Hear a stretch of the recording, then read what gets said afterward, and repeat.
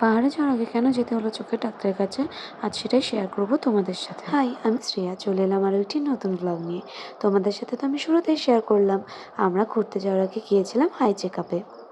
আমাদের দুজনের চোখ তো ভীষণ ভালো, তাই আর কি, যাতে ঘুরতে গিয়ে ভালো মতো দেখতে পাই সেই জন্যই আগে গিয়েছিলাম আই চেক আপ করাতে। আই চেক আপ হয়ে গেলে আমরা করে নিয়েছিলাম লাঞ্চ, দেন আমরা বেরিয়ে পড়েছিলাম আমাদের ঘোরার উদ্দেশ্যে। পাহাড়ের রাস্তায় উঠতেই যে শান্তিটা লাগে, সেই শান্তিটা হয়তো আর কোথাও পাওয়া যায় না। আর তার সাথেই ভাসা ভাসা মেঘ, উফ, কি যে দারুণ লাগে, বলে বোঝানো যাবে না।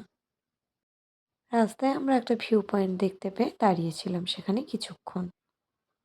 রাস্তায় কিন্তু আমরা দেখতে পেয়েছিলাম টয় ট্রেন, আর টয় ট্রেন দেখেই তো আমরা দাঁড়িয়ে পড়লাম। তবে টয় ট্রেন কিন্তু ভীষণ স্লো চলে। তারপর আমরা বেরিয়ে পড়েছিলাম আমাদের গন্তব্যের দিকে। আমি না যতবারই কার্শিয়াং এসেছি ততবারই দেখেছি এই এত সুন্দর একটা ওয়েদার থাকে, সেই ভাসা ভাসা মেঘ, দারুণ লাগে আমার। বর্ষায় পাহাড়ে এলে তোমরাও কিন্তু অনেক ওয়াটারফল দেখতে পাবে।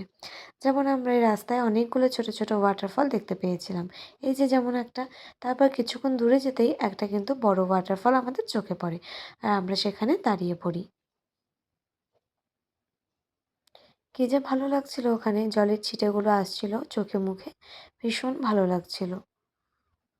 তবে এই ওয়াটারফলে ওঠার জন্য বা নামার জন্য আমাদের কিন্তু অনেক স্ট্রাগল করতে হয়েছে। এখানে হয়তো দেখে বুঝতে পারবে না।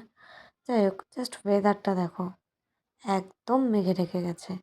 কি যে ভালো লাগছিল, মানে বলে বোঝাতে পারবো না। তারপর শুরু হয়ে যায় পাহাড়ের বৃষ্টি, আর বৃষ্টিটা যেন পাহাড়কে আরো বেশি সুন্দর করে দিচ্ছিল। আমরা রেইনকোট পরে তারপর বেরিয়ে পড়েছিলাম বৃষ্টিতে পাহাড় উপভোগ করার জন্য। বৃষ্টি থামার পর পাহাড় যেন আরও এক সুন্দর রূপ নিয়ে নিয়েছিল। ক্লিয়ার আকাশ, জাস্ট অসাধারণ লাগছিল দেখতে। তারপর আমরা কিছুক্ষণ ফটো ভিডিও এসব ক্লিক করে নিই। তারপর আমরা যখন ব্যাক করি গুগল বাবাজির দেখানো পথ দিয়ে, সেই পথ আর কি বলবো, জাস্ট ভয়ঙ্কর। আমি ভিডিওটা ক্যাপচার করতেও ভয় পাচ্ছিলাম, বাট এখানে দেখে কিছুই বোঝা যাচ্ছে না, জাস্ট ভয়ঙ্কর ছিল রাস্তাটা। পাহাড়ে এলে যেটা না খেলেই নয় সেটা হলো মোমো।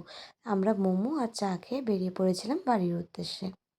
আর তোমরা যারা শেষ অবধি আমার ভ্লগটা দেখেছো তারা কিন্তু অবশ্যই একটা লাইক কমেন্ট শেয়ার করে দিও, নাহলে আমি বুঝবো কী করে যে তোমরা আমার ভ্লগটা দেখেছো। আজকের জন্য এতটাই, টাটা।